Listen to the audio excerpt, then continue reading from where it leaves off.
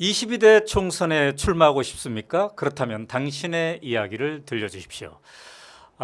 오마이TV가 22대 총선을 맞이해서 만든 특별 프로그램이죠. 대국민 출마 선언 프로젝트 나누고, 저는 진행을 맡은 오마이뉴스 대표기자 오연호입니다. 자, 오늘의 손님은요, 어떤 분들은 이분을 촛불 국민 언니라고도 부르는데 더불어민주당의 최민희님 모셨습니다.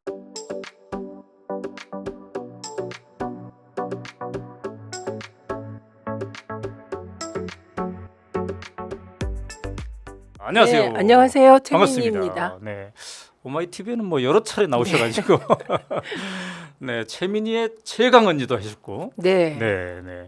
자, 지역구가 남양주 갑입니다. 네, 이번에 남양주 갑 지역구에 도전하는데요. 네, 남양주에는 3개의 지역구가 있습니다. 갑, 을, 병. 그렇군요. 네, 근데 그 중에서 저는 갑 지역구에 도전하는데 호평, 평내, 수동, 화도 네 군데입니다. 현역 의원은 조홍천 의원입니다. 뉴스에 자주 나오시는 그 민주당의 조응천 의원, 네, 맞습니다. 재선 의원입니다. 네. 자, 우리 그 나누고 프로그램 좀 보셨죠? 네. 룰 아시죠? 네. 예. 이런 프로그램 어때요, 근데? 아마 후보들에겐 굉장히 필요한 프로그램이라서 네. 오마이뉴스에 엄청 고마워할 것 같습니다. 자, 그래서 잘 활용하시기 바랍니다. 네.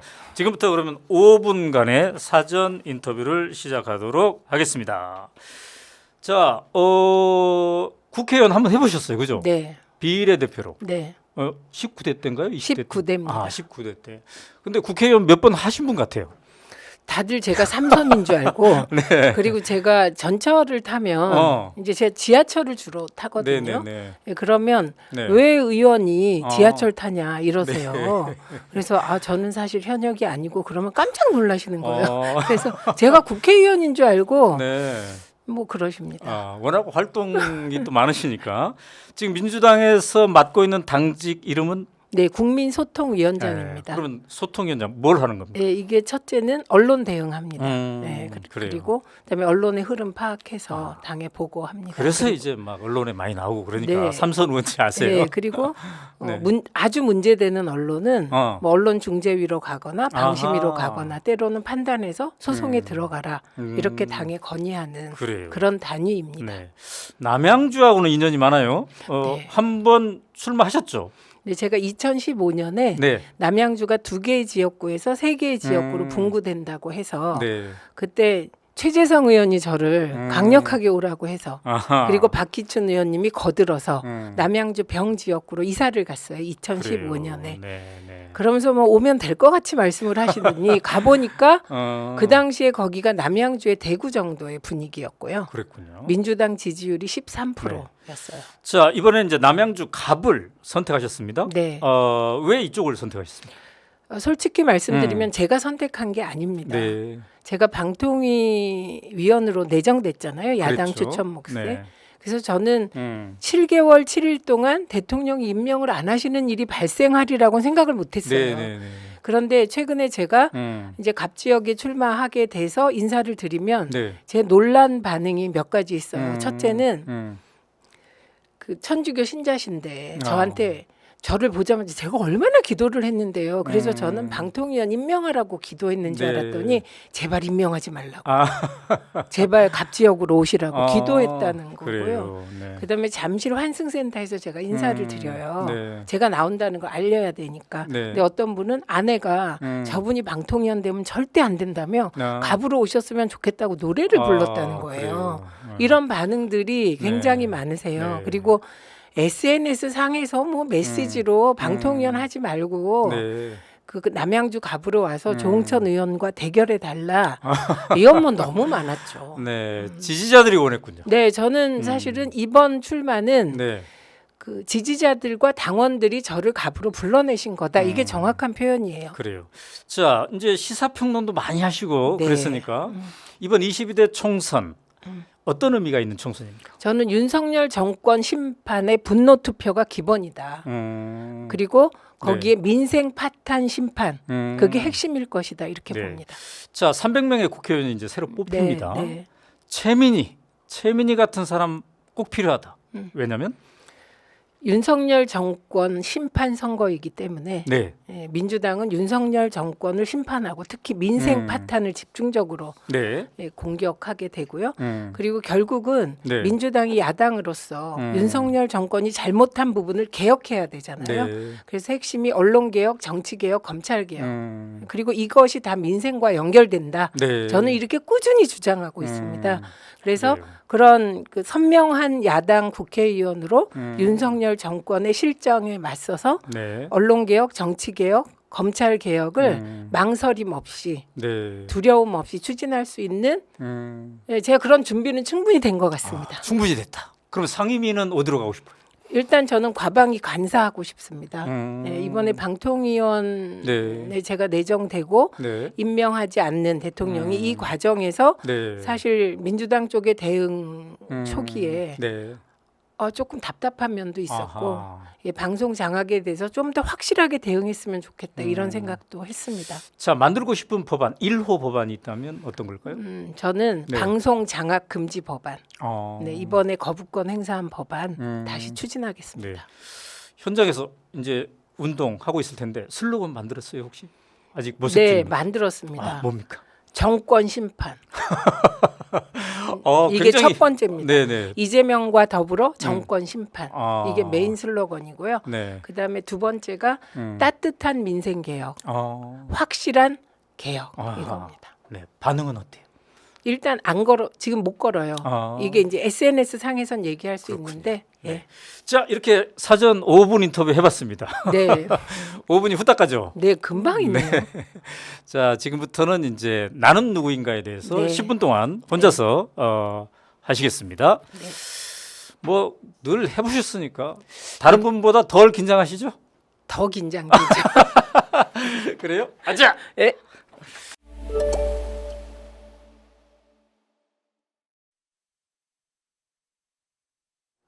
안녕하세요. 불굴의 희망 최민희입니다. 많은 분들이 민주당을 민주화 운동권 정당이라고 합니다. 맞습니다. 저도 운동권 출신입니다. 저는 이화여대 재학 중인 1982년 전두환 군부 정권에 반대하는 학내 집회를 주도해서 감옥에 갔습니다. 그리고 그 이후 이대 들어올 때 제 꿈과 이후 제 삶이 완전히 바뀌었습니다. 이후 계속 민주화운동, 시민운동, 정치개혁운동 등을 하게 되었고요. 그리고 오늘의 제가 되었습니다. 1985년 엄혹한 군부 권위주의 정권 시절에 해직 기자들께서 민주언론운동협의회를 만드셨습니다. 민주언론운동협의회는 기관지로 말지를 만들었는데요. 저는 말지 1호 기자로 민원연 활동을 시작했습니다. 제가 말지 1호 기자고요. 말지 2호 기자는 제 남친, 말지 3호 기자는 정봉주 의원입니다. 3명이서 해직 기자 선배들과 함께 말지를 만들러 뛰어다녔습니다. 말지 기자 시절에 저는 이 세상에 두 개의 세계가 존재한다는 걸 알게 되었습니다. 현실 세계와 언론이 가공한 세계. 현실 세계에는 국민이 있고 서민이 있고 민중이 있다면 언론이 가공한 세계 속에서는 기득권자들의 입장만이 존재한다는 걸 그때 깨달았습니다. 농민 집회는 폭도 집회로 몰렸고 노동자들의 생존권 투쟁은 기득권 세계에서는 외면당했습니다. 저는 25살 그 시절에 기득권 편에 서지 않겠다고 결심했습니다. 그래서 계속해서 학생운동에 이어서 시민운동의 길을 걷게 되었습니다. 특히 저는 안티조선 시민연대를 만들어서 대변인을 하였는데요. 그때부터 지금까지 조선일보와 저의 보이는 혹은 보이지 않는 그 세상을 놓은 경쟁은 계속되고 있습니다. 네, 저는 그런 보수 언론과의 대결에서 결코 지지 않을 것입니다. 민원연 사무총장을 6년 동안 하고 상임대표를 거친 다음 저는 방송위원회 상근 부위원장으로 정부에 참여하게 됩니다. 정확히 얘기하면 방송위원회는 당시에 무소속 독립기구였습니다. 위상은 감사원과 비슷한 기구인데요. 방송이 의제 설정을 주도하는 역할을 하다 보니 정부가 방송 정책을 주관하지 않게 하기 위하여 방송위원회를 무소속으로 둔 것이죠. 방송위원회 부위원장을 하면서 저는 실세 부위원장으로 불렸는데요. 그 당시에 방송계 현안을 거의 해결하고 나왔습니다. 그때 두 가지 굵직한 사건을 해결했는데요. 하나는 방송통신위원회 설치법, 지금 문제되고 있는 그 설치법의 실무 담당자였고요. 또 하나는 한미 FTA 방송협상 담당자였습니다. 한미 FTA 방송협상을 통해서는 방송 주권을 100% 지켜서 기재부로부터 공공의 적이라는 비난을 받았고요. 방송통신위원회를 방송통신부로 만들려는 당시 정부의 정책에 반발해서 방송통신위원회를 야당 위원이 참여하는 위원회 구조로 만들었습니다. 그래서 이번에 제가 방송통신위원회 민주당 추천목으로 내정되고 국회에서 의결된 것도 제가 방송에 관하여 가장 잘 아는 전문가였기 때문입니다. 이후 저는 19대 국회에 참여하게 되는데요. 대개 여성 국회의원들이 국회에 참여하는 길이 정해져 있습니다. 대중에게 얼굴을 알려서 보통은 픽업되죠. 당대표나 과거 총재 시절엔 총재에게 픽업되는데 저의 경로는 완전히 달랐는데요. 2009년에 노무현 대통령께서 서거하시고 저는 당시에 국회 지형으로는 진보로의 정권 교체가 불가능하다고 생각했습니다. 그래서 문성근 선배가 주도하는 100만 송이 국민의 명령을 함께 하게 되었고요. 그런 시민 정치 개혁 운동을 통하여 혁신과 통합을 만들게 됩니다. 혁신과 통합에 이해찬 대표, 문재인 전 대통령, 조국 교수 등등이 함께하게 되었고요. 그리고 그 혁신과 통합이 당시 민주당과 통합하여 민주통합당을 만들게 됩니다. 그래서 저는 초대 최고위원이 되었고요. 그 어쩌다 보니 비례대표 국회의원이 되었습니다. 그러니까 저는 언론 몫으로 국회의원이 된 게 아니고요. 통합 몫으로 국회의원이 되었습니다. 이후 나쁜 종편 속가내기 활동을 열심히 하게 되었고요. 나쁜 종편 속가내기 하다 보니 종편의 표적이 되었다고 합니다. 근데 저에게는 저로서는 예상치 못한 불행이 닥쳤는데요. 그 불행의 시작은 지금 화면에 나오는 바로 저 장면입니다. 제가 박근혜 제2부속실에 이상한 물품들이 있다는 것을 알게 됐고 그것을 폭로하게 됩니다. 사실 당시 저는 저 당시에 저 몰래카메라가 무슨 의미인지 몰랐어요. 나중에 국정농단 실상이 하나하나 밝혀지면서 저게 박근혜 제2부속실에 남녀 비서관들이 행정관들이 하나씩 차서 누군가를 감시했다는 것이죠. 사실 저것뿐만이 아니고요. 제가 폭로한 것 중에는 윤전추 행정관, 이분은 최순실 씨가 박근혜 대통령 주변으로 넣은 인물로 알려져 있는데요. 윤전추 행정관의 고가 필라테스 장비를 제가 최초로 폭로했습니다. 근데 그때는 윤전추의 필라테스 장비와 최순실 씨가 연결된 것을 몰랐습니다. 저는 그냥 이상한 게 있어서 폭로한 거고요. 우연히 청와대 직접 구입 물품 목록을 운영일을 하면서 받게 되었는데요. 당시 청와대, 지금 용산도 마찬가지일 텐데 물품 구입 경로가 두 길입니다. 하나는 청와대가 직접 구입하는 거, 그리고 다른 하나는 조달청을 통해서 구입합니다. 조달청을 통해서 구입하는 것은 이게 다 공개가 돼 있는데 청와대 직접 구입 물품 목록은 받을 수가 없는데 제가 파고 또 파다가 받게 된 거예요. 거기에 몰래카메라가 있었고요. 그래서 제가 박근혜 대통령은 안전하냐 이런 질문을 해서 정말 곤욕을 치렀고요. 그리고 기억하시는 의문의 침대 3개. 박근혜 대통령은 혼자신데 왜 침대가 3개 있어야 했을까요? 폭로했고요. 그리고 95만 원, 6만 원짜리 휴지통 폭로했고요. 그리고 그 외에 막 많은 폭로를 해서 표적이 되었습니다. 그래서 실제로 20대 공천 과정에서 당시 그 국민의힘 전신 정당이 저를 킬러 공천 대상으로 지목한 일까지 있었습니다. 그리고 20대 총선 과정에서 저로선 이해할 수 없는 고발을 당하고 정치보복 재판을 받게 되었는데요. 그 후로 5년 동안 피선거권이 박탈되는 어려움을 겪었습니다.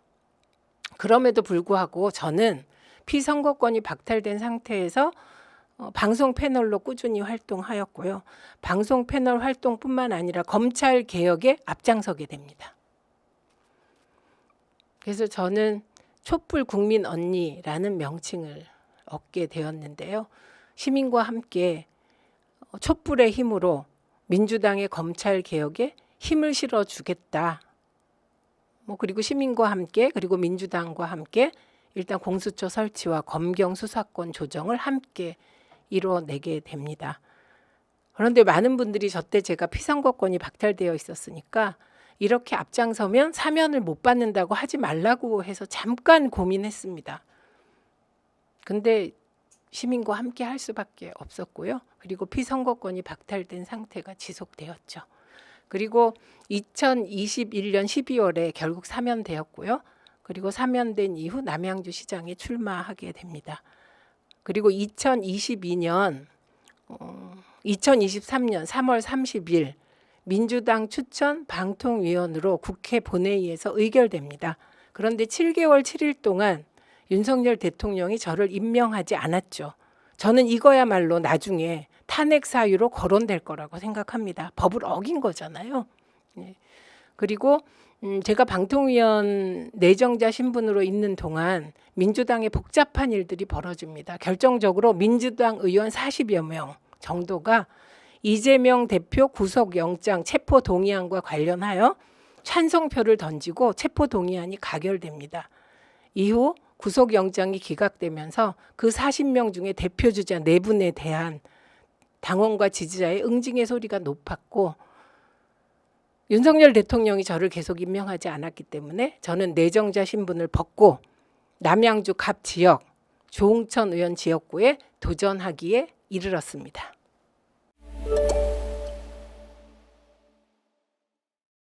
어우, 잘하셨습니다. 고맙습니다. 10분이 훌딱 가죠. 네, 너무 네, 그래요. 자, 남양주 갑 네. 어떤 특성이 있어요, 지역적으로? 도농 복합 지역이에요. 그런데 호평평내는 완전히 이제 젊은 도시고 그다음에 화석, 그러니까 마석, 화도, 수동, 네. 수동 지역은 뭐 그래요. 조금 보수적인 지역이고 마석은 중립적인 지역인데 여기 현안은 역시 교통입니다. 네. 수도권의 모든 지역, 경기 지역이 가지고 있는 교통 문제가 네. 굉장히 현안이고 그다음에 그래요. 특히 복지 중에 의료 복지. 네. 예. 그래서 도립병원 가장 큰 바람은 네. 대학병원 유치인데요. 예, 그래서 이런 것 복지 문제가 이제 핵심이죠. 그래요. 자, 아까 이제 말씀 들어보니까 네. 용감하게 살아오셨어요. 어찌 보면. 그러니까 안티조선 시민연대, 민원연 사무총장, 그러니까 보수 언론과의 싸움에 네. 최전선에 있었어요. 네. 또 종편의 표적이 되기도 하고. 네. 근데 딱 예상이 되잖아요. 아, 내가 표적이 되겠구나. 이 두려움을 극복하고 해야 되겠다. 내가 이걸 이렇게 결심하게 된 마음 뭘까요? 일단은 말지 기자 시작한 초기에 네. 현장을 뛰면서 네. 이 세상이 정말 불공평하구나. 아, 농민에게, 노동자에게, 도시 빈민에게 네, 그걸 네. 너무 깨달았어요. 아하. 그래서 그 어느 순간 음, 내가 기득권 편은 안 서겠다고 진짜 확고히 결심했어요. 그래서 그 기준을 가슴에 안고 늘 그에 따른 선택을 했어요. 네, 네. 네, 그래서 그렇군요. 두려움은 있었습니다, 늘. 그런데 두려워도 선택한 거죠. 또 아까 식품 발표 보니까 여러 가지 특종을 하셨어. 하시면서 네, 네. 예, 박근혜 침대 3개까지 네. 기자 활동이 나의 정치인 활동에 보탬이 된다는 면 뭘까요?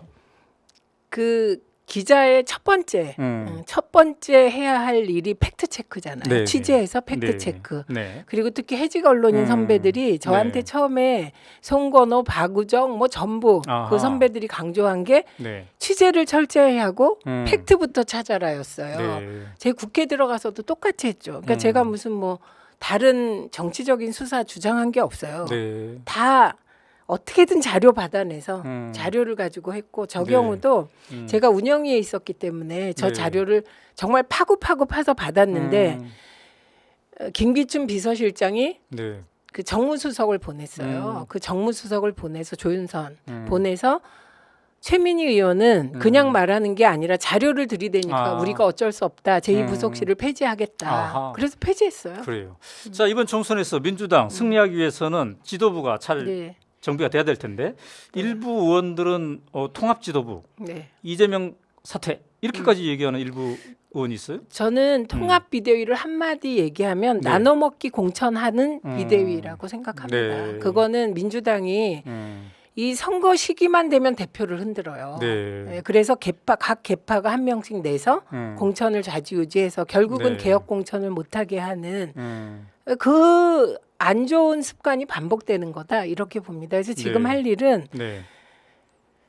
큰 전쟁을 앞두고 장수를 바꾸는 쪽은 지게 되어 있습니다. 네, 이게 쭉 분석해 보면 그래요. 그래요. 네. 또 이재명 대표를 향해서 이른바 팬덤에 네. 대한 지적을 한단 말이죠. 여기에 대해서는 어떻게 보세요? 그 팬덤이라고 지적한 분들이 팬들을 모시고 토크쇼를 했어요. 네. 그때 팬들을 보니 힘이 난다 그러더라고요. 이제 그렇게 부러우면 본인들이 하시라. 네, 그래서 해보니까 좋으시니까 네. 그때 500명 정도 왔다는데 그걸 5만 명 만드시면 네. 네, 당대표 되십니다.